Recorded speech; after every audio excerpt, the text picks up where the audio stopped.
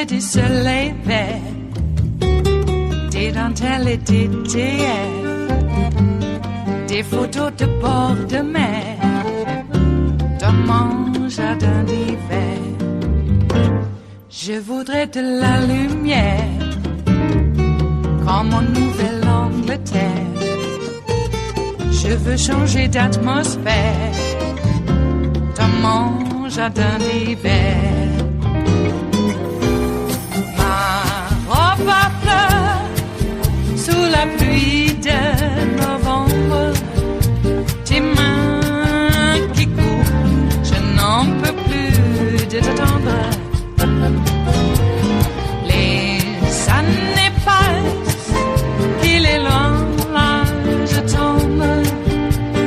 Nul ne peut nous entendre.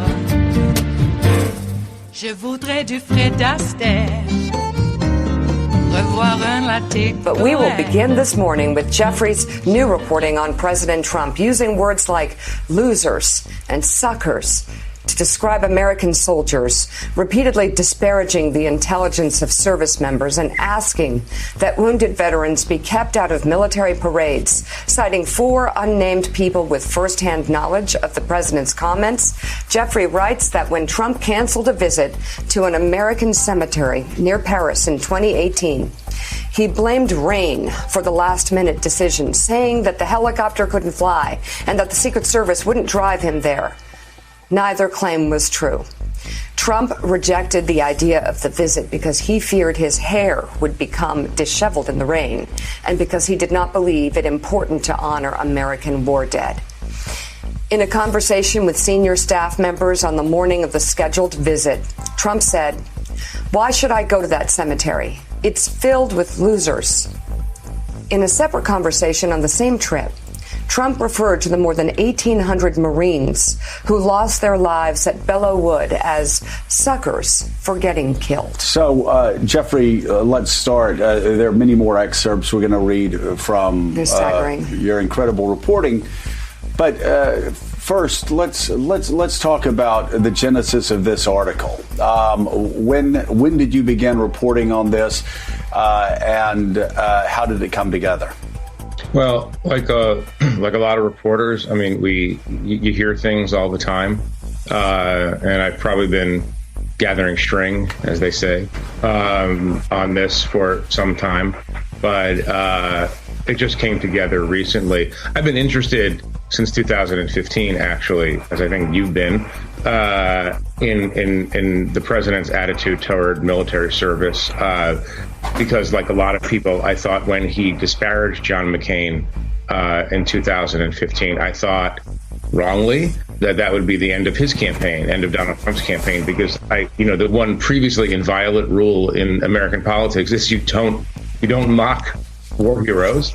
And so I just found his general attitude toward service very novel. And so I've been listening for several years to people talk about it.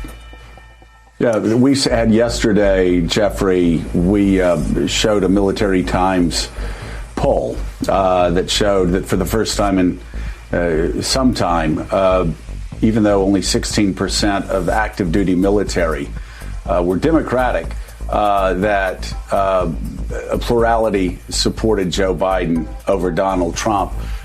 There has been this great friction between military leaders and the president for some time, and you've certainly noted it in your conversations in the past and your interviews in the past with former Defense Secretary James Mattis.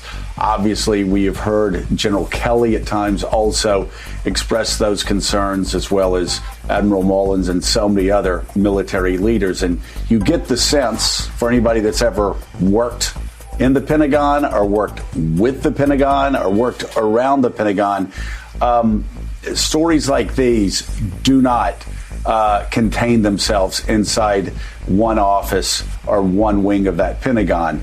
It now is understood throughout the culture, right? Right.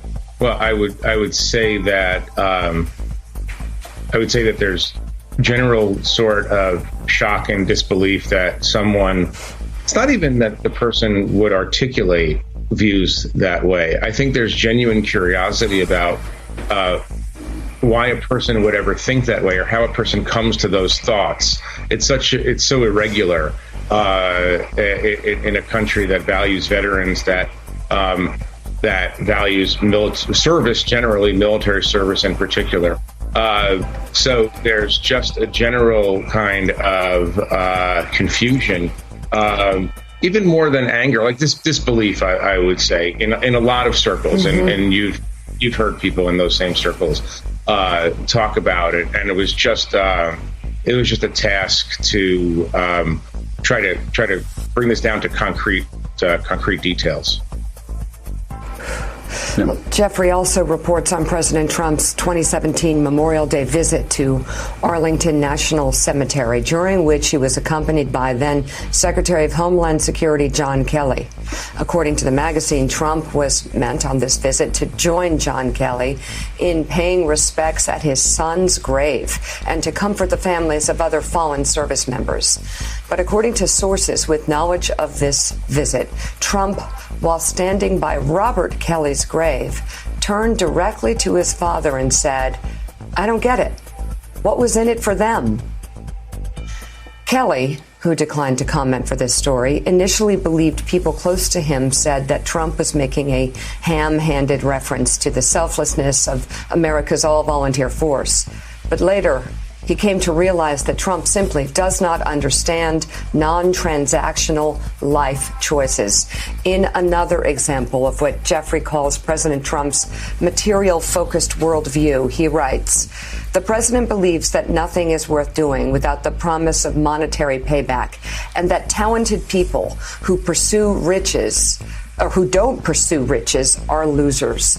According to eyewitnesses, after a White House briefing given by the then chairman of the Joint Chiefs of Staff, General Joe Dunford, Trump turned to aides and said, "That guy is smart. Why did he join the military?" And so, Jeffrey, this gets to that underlying question. Yes, people reading these quotes will be shocked, even though many believe that they had already seen the low point of Donald Trump's mindset, of his attitude towards America. But people will read it and, of course, be shocked. But you said, as you began putting this story together, you were curious what would make somebody this way. And it does. It seems like your conclusion is that, as we always say about Donald Trump's foreign policy, follow the money. If you want to understand why he's close to some countries and not close to others, it has to do with his own personal finances. In this case, though, you say his attitude toward the military also has to do with his financial view of the world. He can't understand why anybody would sacrifice for their country. I think he's genuinely confused by service. I really do. And, I was thinking about this yesterday. If people had come to me during the presidencies of George W. Bush or Barack Obama and said that the president had said X, Y, and Z about military service, about different factors of the military, I would find it very hard to believe. But I do think that these comments are in line with a general and publicly stated outlook about the importance of material gain, the importance of not being a loser. It's interesting if you look at his language through the years. The world is a very, very stark binary for the president. There are losers and winners, and you don't want to get caught on the wrong side of that line. And he looks at people who choose service over compensation or dangerous service in particular. The idea that you would willingly, I think the volunteer force in particular, kind of confuses him, because why would you ever possibly put your life at risk for, a salary of $64,000 or maybe? It doesn't make any sense, is my point in worldview, and so it comes out as this kind of I don't get it. What's in it for them? Which is the thing that he said to General Kelly at the graveside of his son. It is Friday, the 4th of September of 2020, and you are in West Coast Cookbook and Speakeasy. I am your chef de cuisine, Justice Putnam. Gunner, the English Bulldog, is our snoozing sous chef, and our daily special is Blue Moon Spirits Fridays. You know we are all night hawks in the diner of life. Oh my.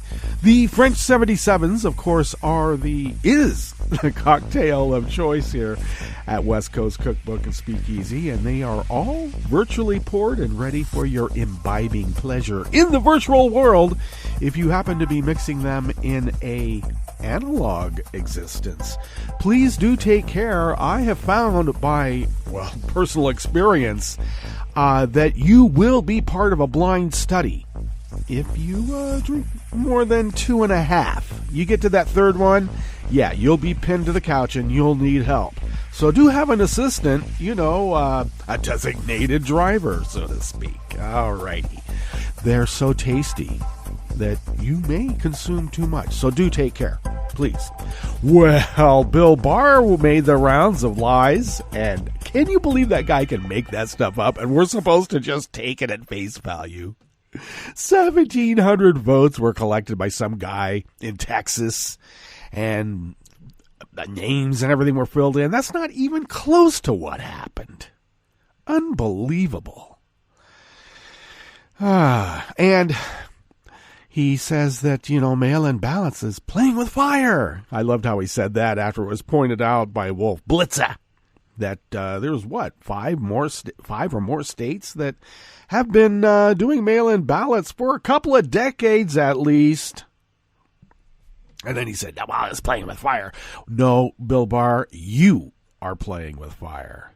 And so is Donald Trump, encouraging his cult to go on election day and gum up the polls. It's not about go and vote twice. Yeah. What's going to happen is that they're going to mail in their ballots, and on the day, probably an hour before closing time of the polls, or I don't know, in the morning sometime, and then they're going to go and try to vote. This is all we know, a concerted effort to delegitimize the election. Because we all know the only way Trump wins is if he cheats. The only way Joe Biden and Kamala Harris lose is because we do not have a fair election. We have a fair election? Well, if we had fair elections, Al Gore would have been our president, and things would have been decidedly different when, I don't know. Would the Trade Center still be standing today? One wonders, doesn't one? Well, in the realm of the expanding universe, all possibilities are possible. So there's little bubbles of existence, apparently, floating out there in the mass universe. Mass universe? The massive universe. Actually, that's redundant. The universe, by definition, is massive. Anyway, anything is possible, and we happen to be living in that bubble of existence where we have Donald Trump as the President of the United States. Okay, well, we have our work cut out for us because it is Friday, and it used to be that Friday was the gateway to days of rest. And here we are at Labor Day, where we're supposed to be resting because of all our labors. No, it's going to be excuse the French in the morning, it's going to be a shitstorm of shit from Donald Trump this weekend. We're already seeing it. He's denying that he ever called John McCain a loser, though he's on tape on C-SPAN, of all things. My God. All right. I mean, part of his prenup with Tiffany's ma, Marla, was that if Tiffany ever joined the military or the Peace Corps, because I remember back when that prenup, and the prenup was not publicized, in 2015 or 20, whenever it was, recently. That prenup was publicized back when he took up with Marla. Anyway, we've known about this forever. And I started thinking, we call him a 5-time draft dodger, because of the deferments from his bone spurs. And it occurs to me, what if it has less to do with the, he might have loved to have been in the military in some sort of command position because his station in life would have demanded it. But in the military of the United States, he would have possibly been in barracks with black people. Maybe that was the ultimate deciding factor. Or maybe Puerto Ricans. Maybe anybody who wasn't a lily-white Germanic type. He would have had to bunk with. And it's bad enough he had to bunk with other people, but if they're Puerto Ricans and blacks, we already know how he feels about Puerto Ricans and blacks. Oh my God, and what if there were Jewish guys there too? The Jewish guys are only supposed to be wearing yarmulkes and counting his money, not bunking next to him. Jeez. So I actually think that's probably was the deciding factor because, well, look, Trump's dad was a racist, Trump is a racist, and Mary said, hey, there's a lot of racists in that family. There are. What's on the rest of the menu here in the Bistro Cafe of West Coast Cookbook and Speakeasy? The head of the North Carolina State Board of Elections pushed back on Trump's illegal voting scheme. Yeah, vote twice. The U.S. trade deficit surged in July to its highest level in 12 years, and Trump's going to look at that and go, wow, we're great. America's doing great. Yeah, and a lifeline for troops since the Civil War. Trump has inexplicably ordered the Pentagon to shut down Stars and Stripes, even though Congress specifically cited the newspaper not be defunded. After the break, we move to the chef's table where two prominent Thai political activists were remanded in prison for violating bail by protesting. Can't do that after you've been told not to. And the European Union says the U.S. blacklisting of the International Criminal Court prosecutor must be reversed. Must be. All that and more on West Coast Cookbook and Speakeasy. Bon appetit.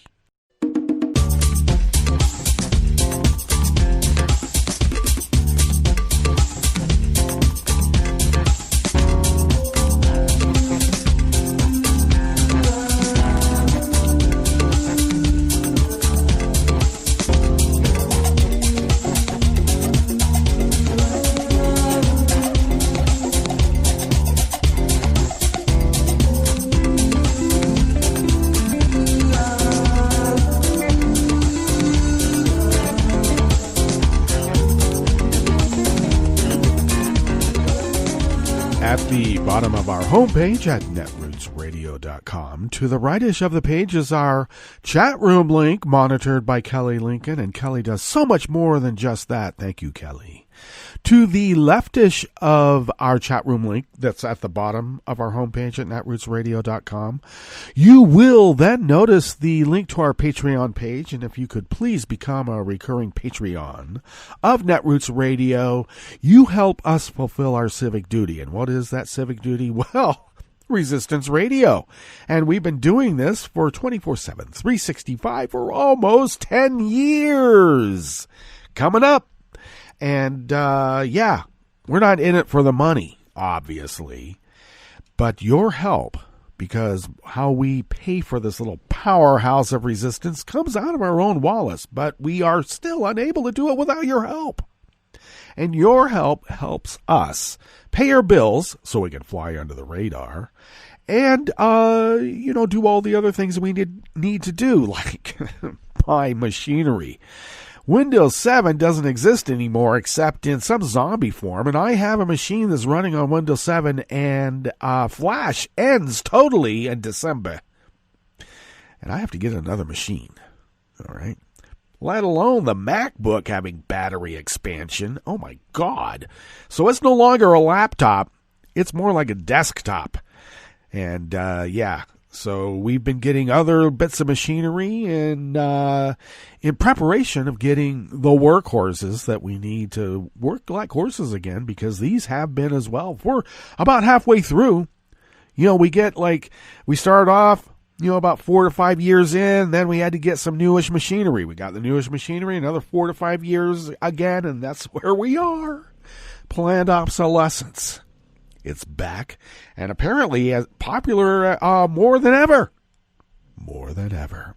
But thank you for your generosity in helping us fulfill our civic duty as the founders originally intended. Oh, so many years ago. If you would like to follow Netroots Radio, please do so at Netroots Radio. Tom takes care of that. And also Tom takes care of the homepage. Thank you, Tom. We are standing side by side with Black Lives Matter. And we are making a statement. And we have made that statement at our scroll at the top at our homepage. So please go there. And please help us continue resisting. Thank you.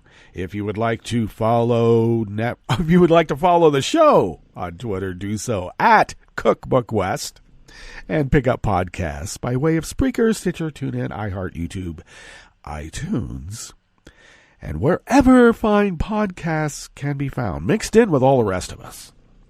Okay, let's dive into this first offering here about the North Carolina Board of Elections head. And it comes out of the American Independent by Emily Singer. Thank you, Emily. The head of the North Carolina State Board of Elections pushed back on Trump's advice to commit voter fraud in the state. In a message to voters posted on social media, Karen Brinson Bell, the board's executive director, said that Trump himself may have broken state law when he told voters to vote twice in the presidential election in November. Well, actually, he also broke federal law. But he's the president, and he can do whatever he wants, according to Bill Barr. Attempting to vote twice in an election or soliciting someone to do so is a violation of North Carolina law, Bell wrote. There's a video the Access Hollywood show with that little twerp, Billy Bush. Hi, I'm Billy Bush. Where Trump tries to vote mail-in, but he already voted and he got caught. Trump had said during an interview about the state's absentee voting system, let them send it in and let them go vote. And if their system is as good as they say it is, then obviously they won't be able to vote. If it isn't tabulated, they won't be able to vote. So that's the way it is, and that's the way it should be. When everything you know about America you learn from Vlad, I think you're going to be missing a lot of nuance about what makes America, America. In her message to voters, Bell said there is no need to physically go to the polls to check whether their mail-in ballot was received. There are numerous checks in place in North Carolina that prevent people from double voting, Bell said, adding that if voters want to see if their absentee ballot was accepted, they can do so online. Going in person to check, Bell said, would lead to longer lines and the possibility of spreading COVID-19, and that's exactly what Trump wants. Exactly. Trump doubled down on his advice for North Carolina voters, tweeting yesterday morning, Thursday, that voters should go to your polling place to see whether or not your mail-in vote has been tabulated. If has not, you will not be able to vote, and the mail-in system worked properly. If it has not been counted, vote, which is a citizen's right to do. Like I said, when everything you know about America you learn from Vlad, you're going to miss out on a few things. White House Press Secretary Kevin McEnany said on Fox News that Trump was not suggesting anyone do anything unlawful. Oh, really? However, Rick Hasson, a professor of law and political science at the University of California Irvine School of Law and an expert in election law, wrote, I think a case could be made that Trump broke the law. Well, yeah. Oh, you mean this time with the voter fraud thing? Yeah, of course. Hassan continues. He was encouraging people to vote by mail and in person. I don't expect Trump to be prosecuted for this statement, but it is a terrible thing to encourage voter fraud, especially by someone who consistently makes claims that it is rampant in the U.S. when it is not.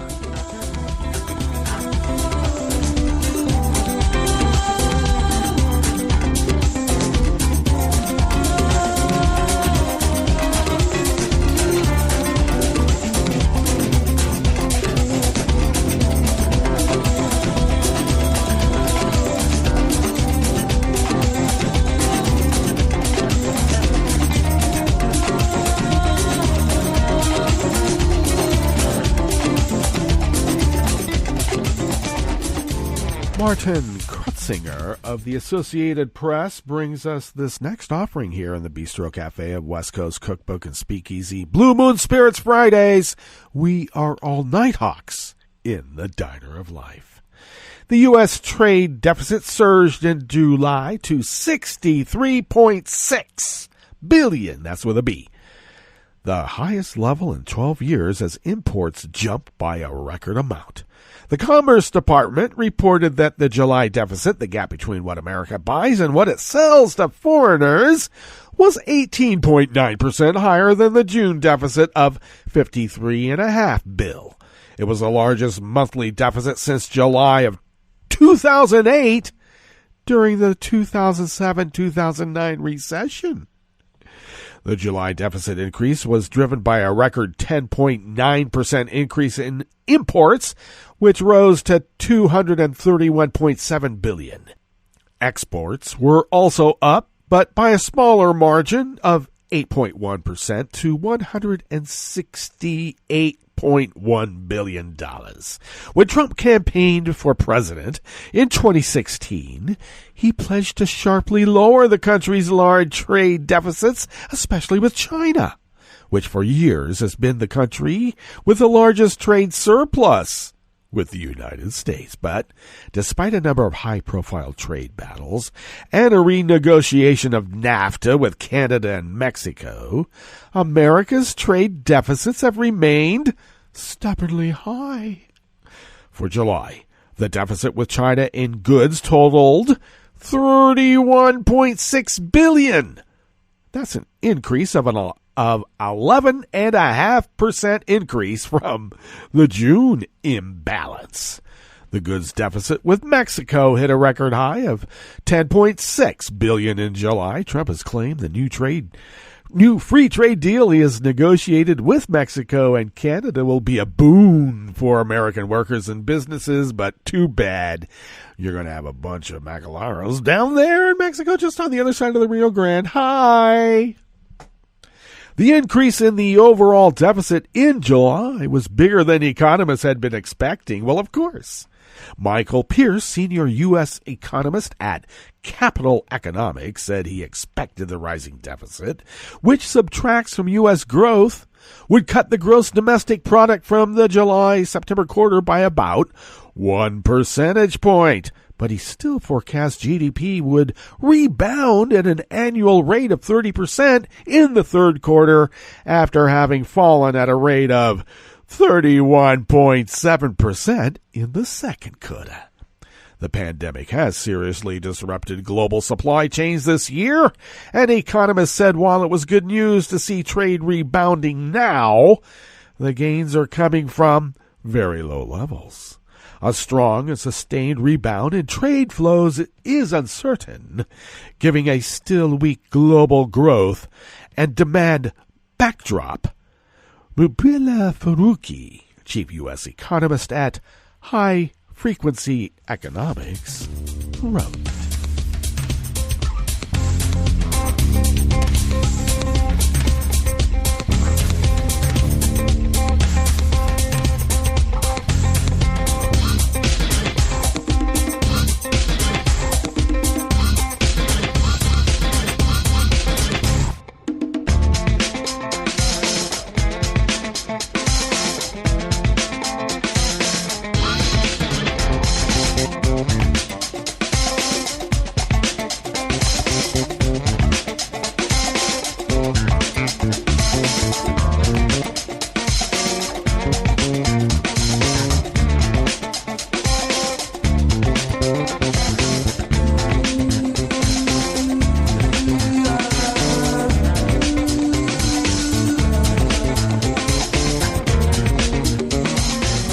Kathy Keeley of USA Today brings us this final offering here in the Bistro Cafe of West Coast Cookbook and Speakeasy. Even for those of us who are all too wearily familiar with Trump's disdain for journalists, his administration's latest attack on the free press is a bit of a jaw-dropper. In a heretofore unpublicized recent memo, the Pentagon delivered an order to shutter Stars and Stripes, a newspaper that has been a lifeline and a voice for American troops since the Civil War. The memo orders the publishers of the news organization, which now publishes online as well as in print, to present a plan that dissolves the Stars and Stripes by September 15th, including specific timeline for vacating government-owned leased space worldwide. The last newspaper publication in all forms will be September 30th, 2020, writes Corporal Paul Haverstick Jr., the memo's author. The first Stars and Stripes rolled off presses on November 9th, 1861, in Bloomfield, Missouri, when forces headed by Ulysses U.S. Grant overran the tiny town on the way to Cape Girardeau. A group of Grant's troops had been pressmen before the war set up shop at a local newspaper office, abandoned by its Confederate sympathizer and publisher. Since then, Stars and Stripes has launched the careers of famous journalists such as cartoonist Bill Maudlin and TV commentator Andy Rooney. And its independence from the Pentagon brass has been guaranteed by such distinguished military leaders as General John G. Pershing, General George Marshall, and Supreme Commander of D-Day, Dwight D. Eisenhower. In fact, Eisenhower once reprimanded Patton for trying to censor Malden's cartoons that he didn't like. Today, Stars and Stripes is printed at sites around the world and delivered daily to troops, even those on the front lines where the internet is spotty or inaccessible. As the local paper for the military, it provides intensive and critical coverage of issues that are important to members of the nation's armed services and cuts through political and military brass BS talking points. Representative Ruben Gallego, Democratic of Arizona and a Marine veteran, told Military.com. It is arguably one of the most powerful weapons our soldiers have carried into battle with them. As a publication that's underwritten by the military but not available to the brass, Stars and Stripes embodies that most of American values: the right to speak truth to power.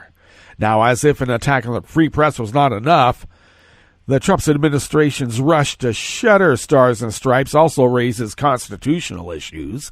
The memo ordering the publication's dissolution claims the administration has the authority to make this move under the president's fiscal year of 2021 Defense Department budget request. It zeroed out $15.5 million annual subsidy for Stars and Stripes, but Congress, which under the Constitution has the power to make decisions about how the public's money is spent, has not yet approved Trump's request. In fact, the version of the House approved earlier this summer, the one that's languishing in Moscow Mitch's graveyard, where democracy goes to die, well, it explicitly overruled the decision to pull the plug on Stars and Stripes and restores funding to the paper. We know why Stars and Stripes is being defunded and dissolved, because they had the audacity to print polls that showed Trump losing support among the military. That is why. All right, let's get to our break. And when we get back from that break, we will go through weather from around the world, and we will finish up with the stories that we've curated for you today. You are listening to West Coast Cookbook Speakeasy, and we will be right back. You are listening to netrootsradio.com. Please hang up and try again.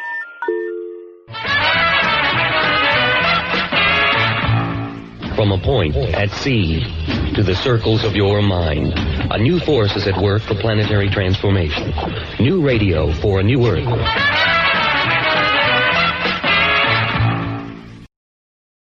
This is Take Two Movie Review. I'm Kim Lowe. This week, double the fun. For an actor best known for buddy movies, Seth Rogen shows that his best co-star may be himself. In his new movie, An American Pickle, he plays both main characters. Based on the 2013 New Yorker short story, The Sellout, An American Pickle, it tells the tale of Herschel Greenbaum, an Eastern European immigrant who comes to America with his wife in the 19-teens. Herschel gets a job in a pickle factory, but as fate would have it, falls into a pickle barrel, only to wake up 100 years later perfectly preserved. With his wife and son long gone, Herschel discovers his only living relative is a great-grandson, Ben, an app developer living in Brooklyn. Ben invites Herschel to stay with him, but the two men quickly learn that they have very different philosophies of life. Ben, who's developing an app and expecting a big payoff, is a disappointment to Herschel, who doesn't really understand Ben's efforts. As it turns out, Herschel is a natural entrepreneur and sets up an artisan pickle stand, which becomes a huge hit with Brooklyn hipsters. Despite the family ties, the two men become rivals, with Ben determined to undermine Herschel's success. Hilarity ensues, but as the cartoonishly contrived setup sort of suggests, the movie's true calling is as a fish-out-of-water comedy that relishes taking swipes at cultural issues and especially at family expectations in a uniquely Jewish context. Rogen shows that he's becoming a versatile actor who's come a long way since Apatow movies. Director Brandon Trost makes the most of the Brooklyn setting, and Simon Rich's screenplay stays true to the themes of the original story that he authored. An American Pickle is an offbeat little film that works, maybe because it doesn't venture too deeply into weeds that are all around. This has been Take Two Movie Review. I'm Kim Lowe. Catch up with us at TakeTwoMovieReview.com and feed us back on our channel on YouTube.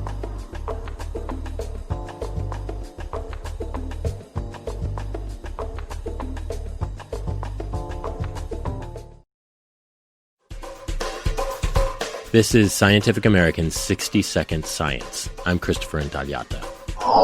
Our solar system is far from the only way to put together stars and their planets. If you look at all the stars in our galaxy, in the Milky Way, right, more than a half of the stars are formed in multiples, meaning that there are more than one star in a system. Astrophysicist Jehan Bey of the Carnegie Institution for Science. He has studied one of those systems with 3 stars. It's called GW Orionis, and it's freshly formed, only 1 million years old. Yeah, it's really, really young. Yeah, it's a baby. Bey says if you translate that 1 million-year lifespan to that of a human, it's the equivalent of a week-old baby. And how many week-old babies do you bump into?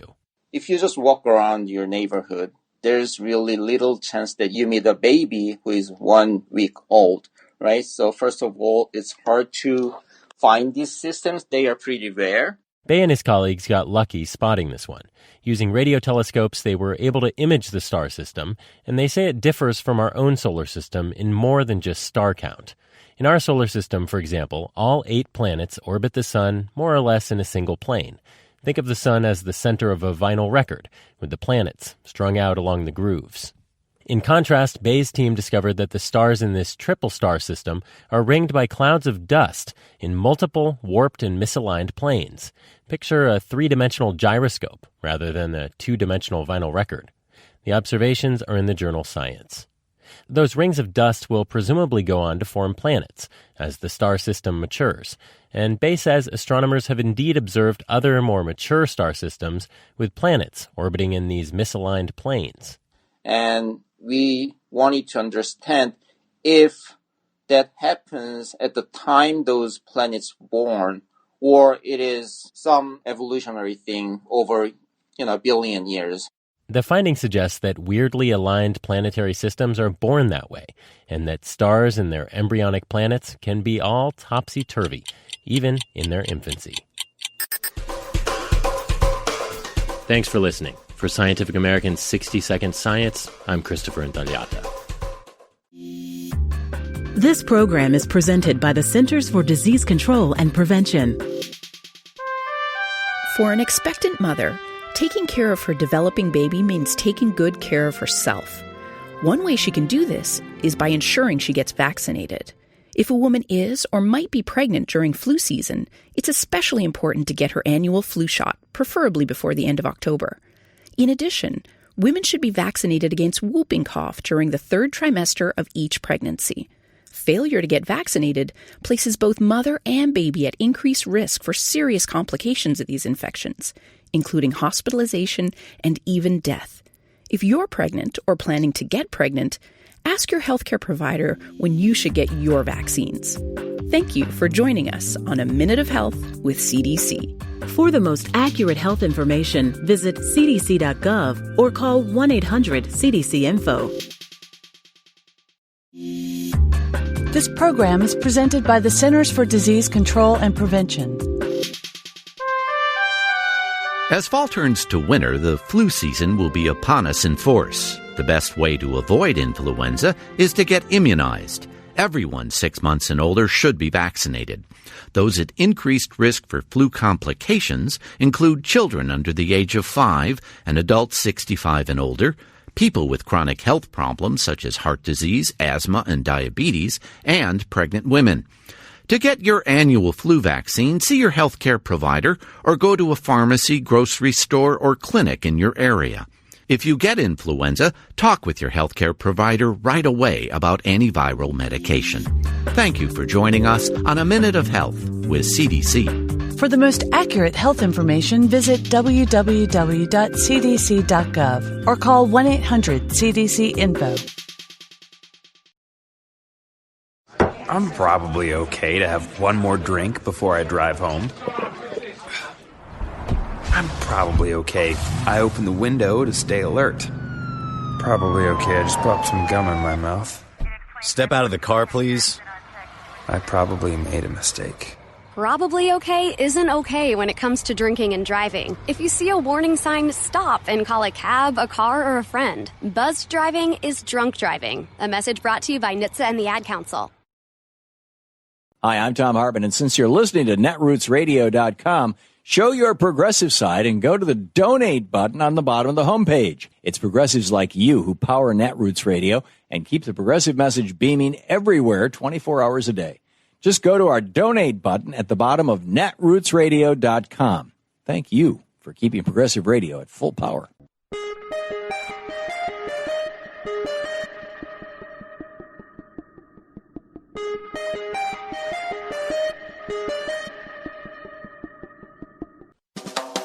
Welcome to 60 Second Civics, the daily podcast of the Center for Civic Education. I'm Mark Gage. The 13th Amendment, ratified in December 1865, outlawed slavery or involuntary servitude throughout the United States and its territories, thereby finishing the work begun by President Abraham Lincoln's Emancipation Proclamation of 1862-63. The Emancipation Proclamation abolished slavery in the states that were members of the Confederacy, but not elsewhere. The 13th Amendment said nothing about citizenship and equal civil rights for the former slaves, especially their right to vote. These matters were later taken up by the 14th Amendment in 1868 and the 15th Amendment in 1870.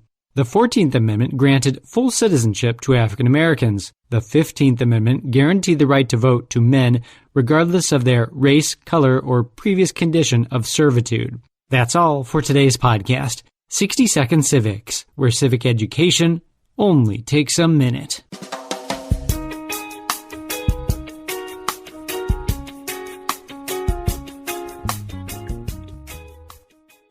Earlier this year, President Donald Trump labeled the United States Postal Service a joke.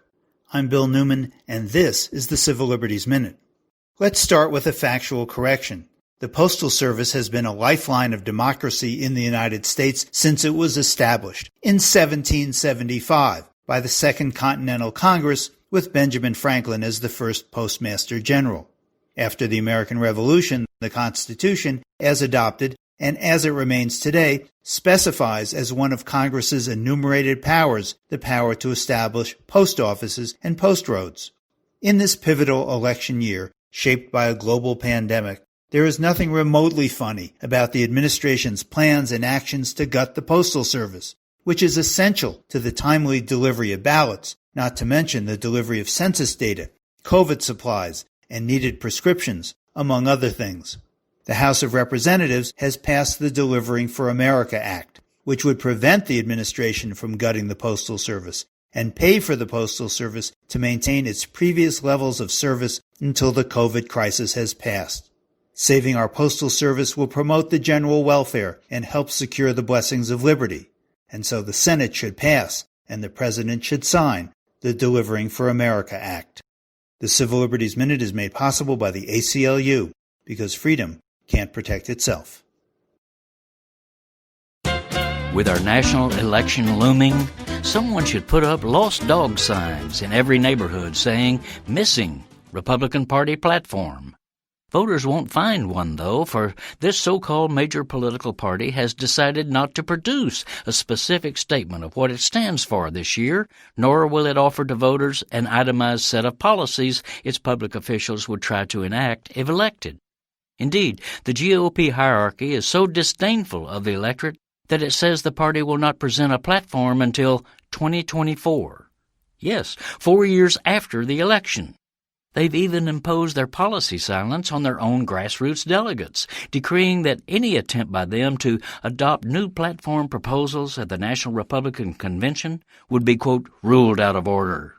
Instead of a political party, the GOP of 2020 has become a pathetic puppet show of weakling officials and sycophantic subordinates being jerked around by the maniacal whims of a bloated ego with despotic fantasies.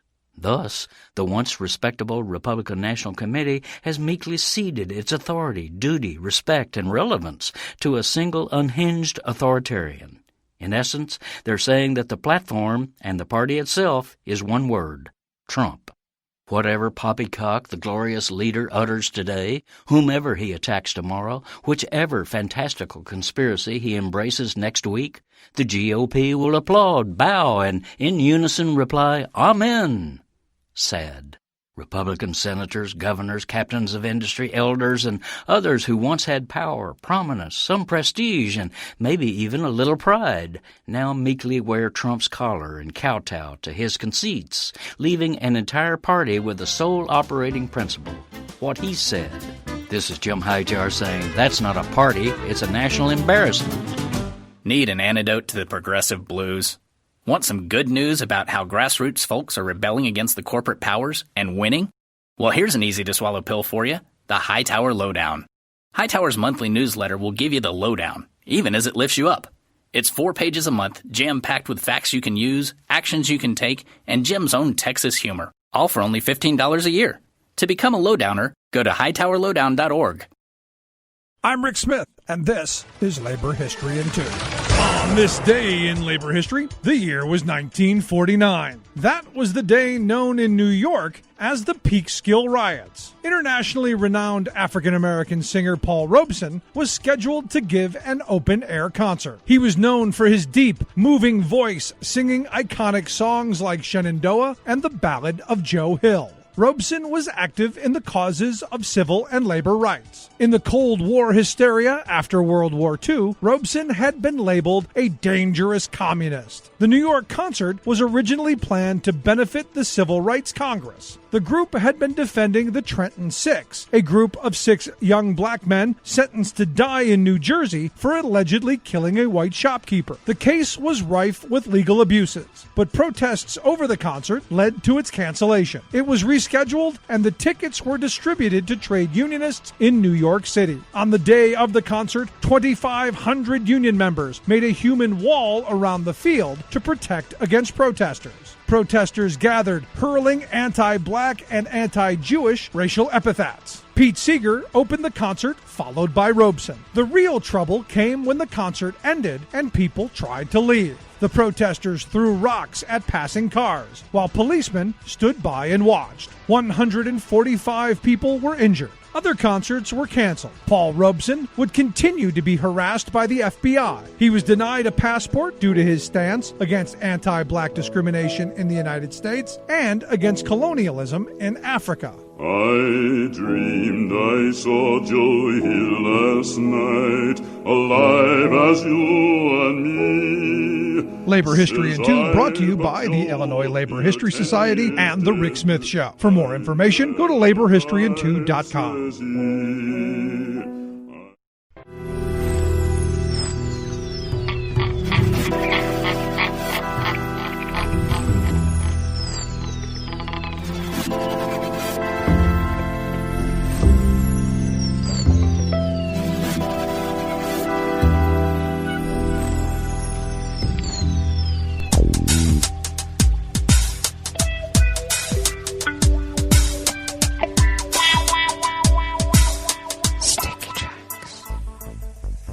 Thank you for accompanying us here to the chef's table at West Coast Cookbook and Speakeasy Blue Moon Spirits Fridays. We always begin, whether from around the world, along the banks of the Rogue River, in the Rogue River Valley of Southern Oregon on the west coast of the continental United States of America, where it is currently 63 degrees Fahrenheit. Though we remain in an active heat advisory, we are slated to be somewhat cooler than yesterday's 104, expecting only a high of 100. Alrighty then. Abundant sunshine with winds out of the west-northwest at 5 to 10 miles per hour. Clear skies overnight with winds in the upper 50s, low 60s. Winds out of the northwest at 5 to 10. High tomorrow.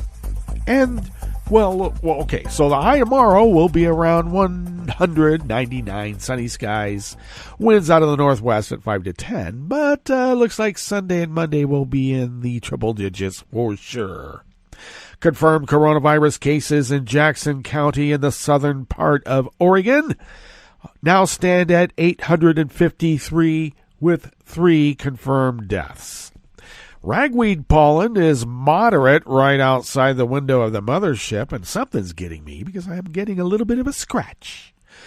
And the air quality index, unfortunately, is in the moderate range at 54 parts per million, and it's maybe that's what's making my throat scratch.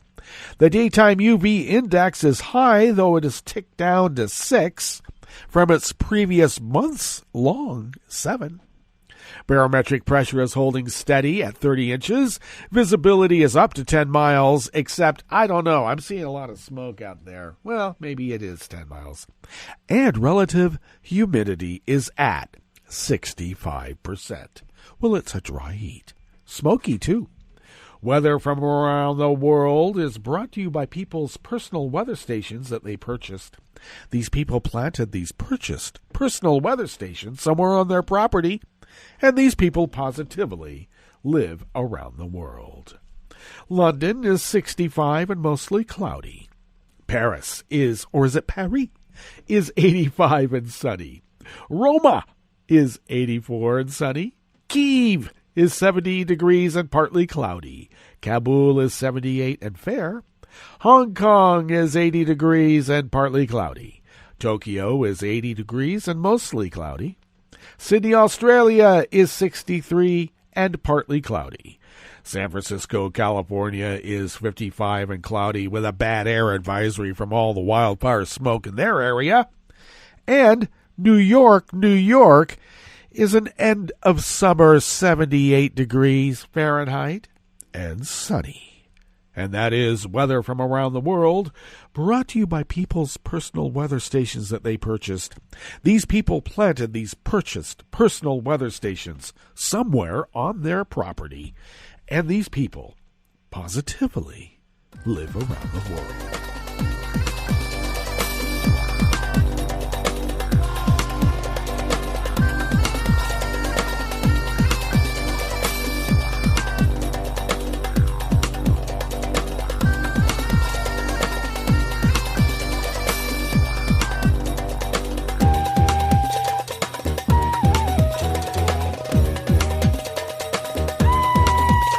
This first amuse-bouche here at the chef's table at West Coast Cookbook and Speakeasy comes out of Reuters by Panu Wongcha-um. 2 prominent Thai political activists were remanded in prison. Their lawyers said yesterday, Thursday, after a court ruled they had breached the terms of their bail following earlier arrests over anti-government rallies. Human rights lawyer Anand Nampa, age 36, and student activist Panupong Chadnuk, age 24, were sent to the Bangkok remand prison after the court said their political activities since their August 8th release were in breach of their bail conditions. They were among more than a dozen anti-government demonstrators, including students and rappers, charged recently with inciting unrest and breaching regulations that ban public gatherings after they took part in a rally on July 18th. The two were sent to a pre-trial detention because they declined to post bail again, arguing they had stuck to their bail conditions, their lawyer said. A government spokesman said he had no comment. The court did not immediately respond to a request for comment. Both have participated in anti-government protests that have taken place almost daily in the past 6 weeks to demand an end to military influence over politics. Oh, don't do that. And, of course, the resignation of Prime Minister, who first came to power in a 2014 coup. Well, I guess you're going to be an enemy of the state for that. Human rights lawyer Anand is also among a number of activists that made a bold public call for reform of the country's monarchy, until recently a taboo subject in Thailand. A student group plans a major protest on September 19th.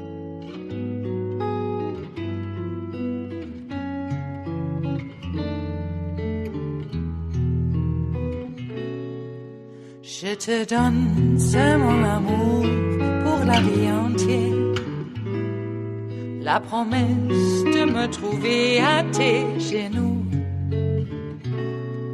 Aussitôt que tu m'appelles, rester toujours fidèle, c'est tout,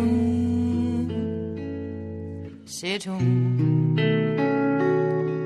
Je te donne tous mes printemps, mes étés de mer, mes automnes quand les feuilles tombent partout.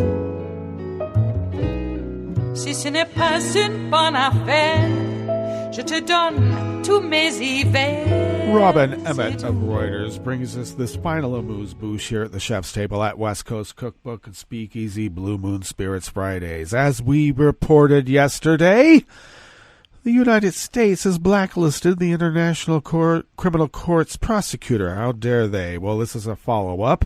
The EU's top diplomat called for Washington to reverse its sanction on the International Criminal Court prosecutor Fatou Bensouda, and another member of the ICC calling the measures unacceptable and unprecedented.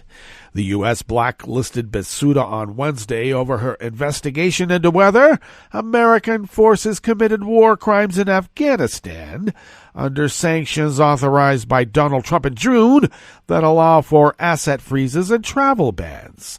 Sanctions were also imposed on Fakiso Muchochoko, the head of the Hague-based ICC Jurisdiction Complementarity and Cooperation Division. The sanctions are unacceptable and unprecedented measures that attempt to obstruct the court's investigations and judicial proceedings, Josep Borrell said in a statement. Washington should reconsider its position and reverse the measures it has taken, he said. The U.S. sanctions reflect the Trump administration's view that the tribunal threatens to infringe on U.S. national sovereignty. They are the latest move by Washington to go against the stance of long-standing European allies which have largely supported American policy and whose trade and security ties are intertwined with the United States. The EU condemned Trump's decision to halt funding to the World Health Organization in April and says Trump's withdrawal from other treaties and accords undermines Western priorities. And that's exactly what he's trying to do because, hey, look, he and Vlad have a handshake. And you know what a handshake with Vlad means? You better do what he says, or something very convenient could happen now, couldn't it? All right, that brings us to the end of our broadcast period for the day and the week. But you do know Netroots Radio will broadcast on, and we'll meet up on Monday, Labor Day Monday, for River City Hash Mondays. So do stay tuned to Netroots Radio all day, all night, and all Labor Day weekend for all the breaking news as it breaks. And we'll meet up here on Monday, right here in West Coast Cookbook and Speakeasy.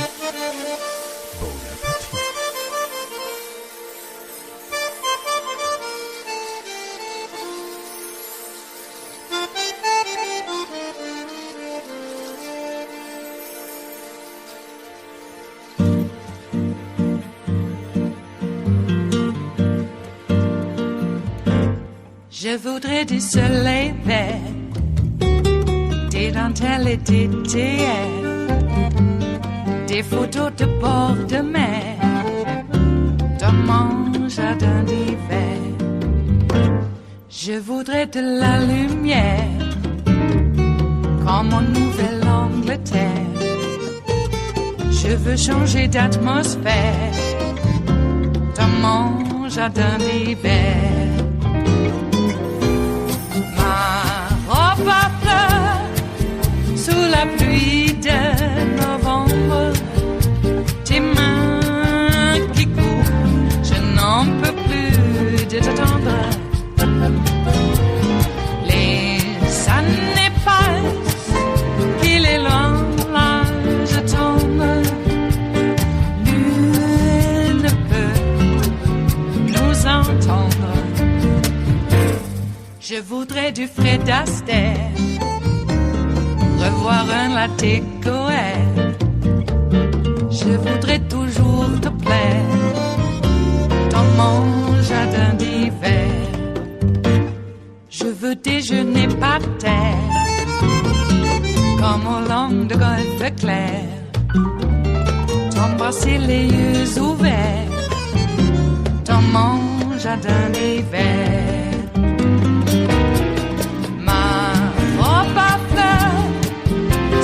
Pluie de novembre, tes mains qui courent, je n'en peux plus de t'attendre. Les années passent, il est loin, là je tombe. Nul ne peut nous entendre. Ba-da-da-dum-di-da-dum. Ba-da-da-dum-di-da-dum. Ba-da-da-dum-di-da-dum. Dans mon jardin d'hiver. Ba-da-da-dum-di-da-dum. Ba-da-da-dum-di-da-dum. Ba-da-da-dum-di-da-dum. Dans mon jardin d'hiver. Dans mon jardin d'hiver. Dans mon jardin d'hiver.